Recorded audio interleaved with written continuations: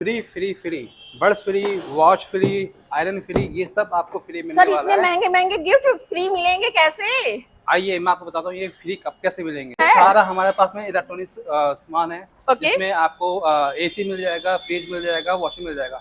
इसमें से आप कोई भी चीज परचेज करते हैं तो उसके साथ में आपको एक कोई भी गिफ्ट आपको फ्री मिलेगा। तो फ्री मिल जाएगी, इसकी प्राइसिंग क्या पड़ने वाली है? मार्केट ऑनलाइन प्राइस से 30 to 35% में ऑफ में मिलेगी। कोई भी प्रोडक्ट उठा ले? कोई भी मैडम, कोई भी वारंटी भी मिल जाने वाली है? यस मैम, इसमें आपको सब पे सारे प्रोडक्ट पे आपको वारंटी मिलेगी। तो मिलेगी कहाँ पर?